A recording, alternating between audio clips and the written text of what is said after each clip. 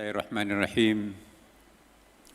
Assalamualaikum warahmatullahi wabarakatuh. Selamat siang dan salam sejahtera untuk kita semuanya. Salam, Om Swastiastu, Namo Buddhaya, salam kebajikan. Alhamdulillah. Alhamdulillahilladzi 'allama bil qalam. 'Allamal insana ma lam ya'lam. Walhamdulillahilladzi hadana li hadza wa ma kunna linahtadiya laula an hadana Allah. Asyhadu an la ilaha illallah wa asyhadu anna Muhammadan 'abduhu wa rasuluhu. Shahibul burhan. Allahumma salli wa sallim ala sayyidina wa habibina Muhammadin sallallahu alaihi wasallam. Amma ba'd. Yang saya hormati para menteri Kabinet Merah Putih atau yang mewakili, yang sama-sama kita muliakan para duta besar negara sahabat, Your Excellency, thank you very much for you join us here. Yang saya hormati Sekjen Kementerian Agama Republik Indonesia, yang terhormat Dirjen Bimas Islam Kementerian Agama Republik Indonesia, beserta seluruh pejabat eselon 1 dan 2, dan juga yang saya hormati para Kakanwil yang hadir pada kesempatan ini. Tentu yang kita sama-sama juga hormati adalah PJ Gubernur Provinsi DKI Jakarta,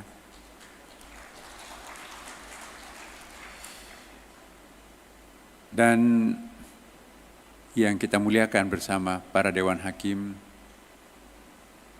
Panitra, dan tentunya pimpinan delegasi yang kami cintai, seluruh para peserta musabaqah tilawatil Quran, dan Bapak Ibu sekalian yang hadir pada kesempatan ini, baik yang langsung hadir pada kesempatan ini dalam ruangan ini, maupun yang mengikuti melalui Zooming. Pertama-tama kita bersyukur kehadirat Allah Subhanahu wa Ta'ala karena kita bisa menyaksikan langsung penyelenggaraan Musabaqah Tilawatil Quran tingkat internasional yang keempat yang kita laksanakan di tempat ini. Musabaqah Tilawatil Quran tentu bukan hanya kita memperlombakan seni bacanya, tetapi ini salah satu bentuk manifestasi kecintaan kita terhadap kitab suci ini. Kenapa begitu kita mencintai Al-Quran? Karena kita tahu bahwa Al-Quran itu adalah kalamullah, firman Allah Subhanahu wa Ta'ala. Al-Quran ini adalah mampu mencerahkan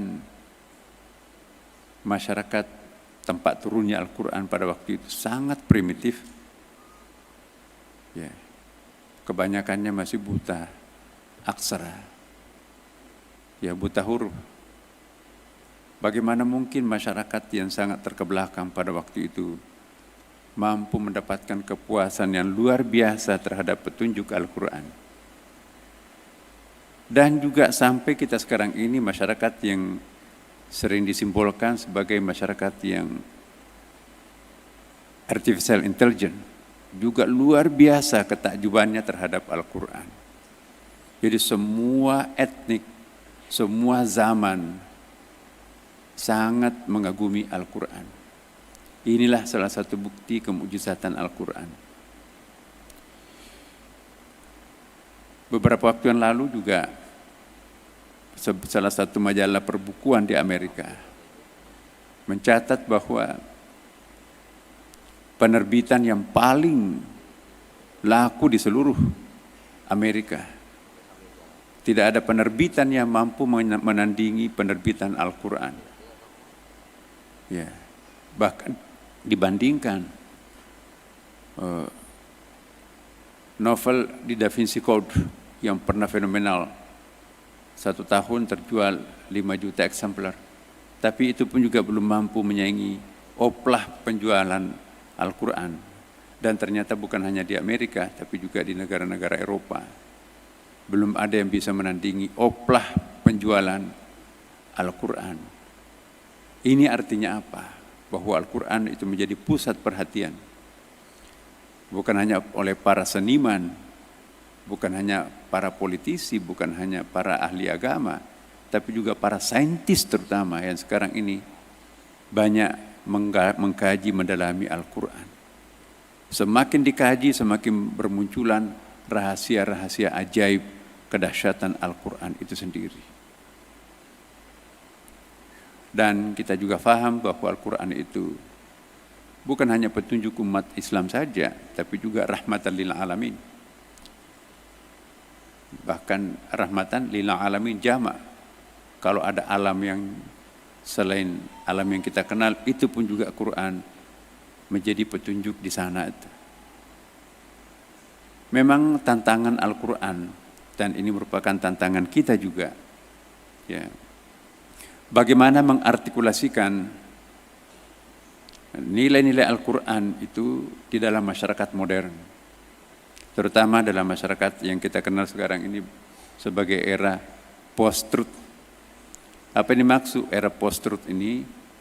Ketika nilai-nilai kebenaran itu tidak lagi bersandar kepada sebuah teks suci, termasuk Al-Quran, tetapi juga ada otoritas tertentu di lain teks suci itu yang ikut juga cawe-cawe ingin menentukan kebenaran itu sendiri. Nah, disinilah tantangan kita. Bagaimana tetap mengunggulkan Al-Quran sebagai sumber tata nilai yang membimbing kehidupan kita di dalam masyarakat seperti ini. Bapak Ibu sekalian,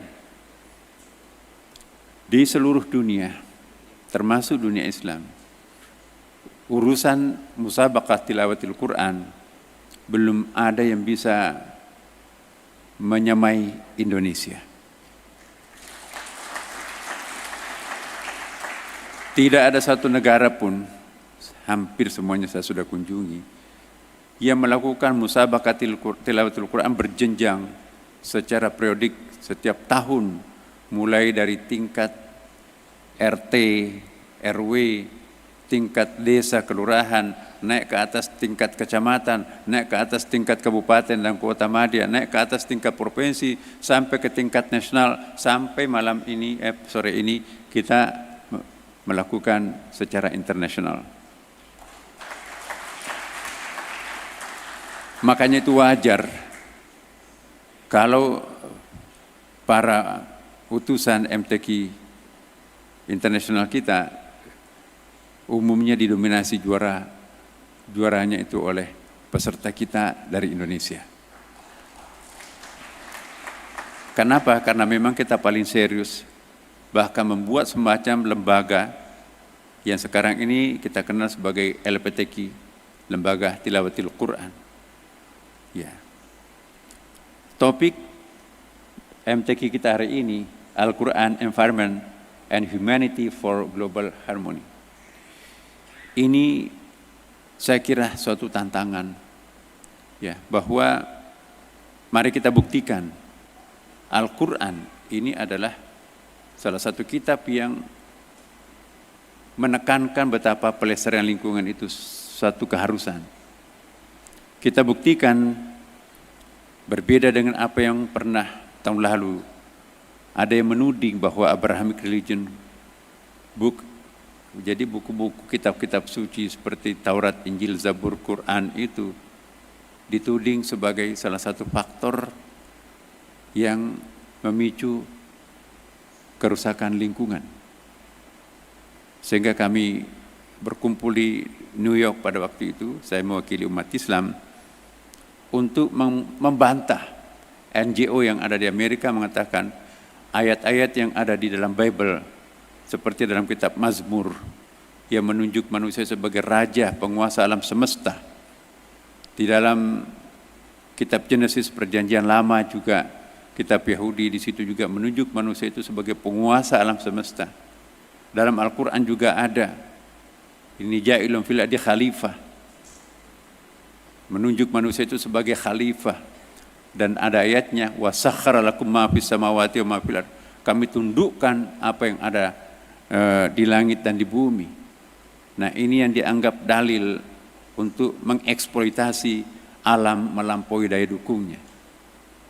Kalau memotong ayat-ayat seperti itu memang iya, tetapi kita harus membaca Al-Quran itu secara komprehensif, bahwa banyak sekali ayat-ayat Al-Quran, meskipun manusia sebagai khalifah, meskipun ditundukkan, ditaskhirkan untuk manusia, tetapi kita tidak boleh melampaui batas. Wala tusrifu daral fasadu fil barri wal bahr bima kasabat aydin nas. Jadi jika kita ingin melihat bumi ini langgeng, maka kita harus merawatnya. Itu message-nya Al-Quran. Karena itu di dalam pandangan Al-Quran, inilah yang perlu kita eksploitasi di dalam kandungan-kandungan Al-Quran. Bahwa Al-Quran sejak awal memperkenalkan bahwa sebetulnya tidak ada benda mati dalam kamus Al-Quran. Wa in min syai'in illa yusabbih bihamdihi walakin la ta'lamuna tasbihahum. Semuanya bertasbih. Ma makna tasbih?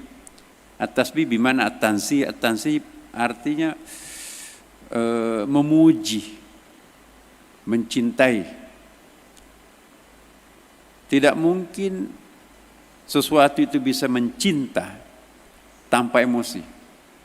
Jika segala sesuatu itu memuji Allah, berarti segala sesuatu itu juga punya emosi. Dan dengan demikian, segala benda-benda alam yang ada di muka bumi maupun yang tidak terlihat, itu semuanya punya emosi. Al-Quran memperkenalkan kita seperti itu. Tidak ada benda mati. Makanya itu, kita diminta untuk bersahabat dengan alam semesta, bukan diminta untuk menaklukkan, menjinakkan, membinasakan, merusak alam semesta. Ini yang perlu kita perbaiki cara pandang kita terhadap alam. Alam itu adalah partner kita. Bukan objek semata, tetapi itu sekaligus menjadi subjek. Definisi masyarakat modern, seolah-olah manusia itu bukan alam. Yang alam itu segala sesuatu selain manusia itu adalah alam. Inilah filsafat yang menyebabkan kerusakan alam. Karena itu mari kita musabakahkan Al-Quran ini, mari kita mengungkapkan, mari kita menjelaskan bahwa Al-Quran ini adalah salah satu kitab yang akan berusaha untuk melestarikan alam semesta ini dengan sugesti-sugesti, motivasi-motivasi, dan juga tekanan-tekanan yang diberikan Al-Quran, bagaimana pentingnya, bagaimana urgensinya untuk melestarikan alam semesta ini. Tidak mungkin kita bisa menjadi hamba yang taat, hamba yang khusyuk kalau lingkungan alam kita rusak. Ya. Tidak mungkin kita bisa khusyuk di dalam salat kalau gempa bumi terus-menerus, banjir terus-menerus, climate change. Jadi sarana untuk menciptakan ketenangan menjadi abid di muka bumi ini adalah harus kita menjadi khalifah yang sukses menata alam semesta ini. Dua kapasitas kita sebagai khalifah, wa ma khalaqtul jinna wal insa illa liya'budun, abid di situ, tapi juga ini ja'ilun fil ardi khalifah. Tidak mungkin bisa menjadi khalifah yang sukses kalau kita tidak beribadah dengan baik, dan tidak mungkin kita beribadah dengan baik kalau rusak alam ini di sekitar kita. Inilah fungsinya musabaqah tilawatil Quran, untuk mengingatkan kembali, menggaungkan kembali, mendengungkan kembali betapa perlunya kita bersahabat dengan alam semesta untuk menunda kiamat itu terjadi. Semoga pada kesempatan ini insya Allah nilai-nilai dasar Al-Quran ini bisa kita sebarkan, viralkan kepada masyarakat luas. Dan dengan memohon ridha Allah Subhanahu wa taala, maka izinkanlah saya membuka musabaqah tilawatil Quran tingkat internasional yang keempat ini dengan membaca Bismillahirrahmanirrahim.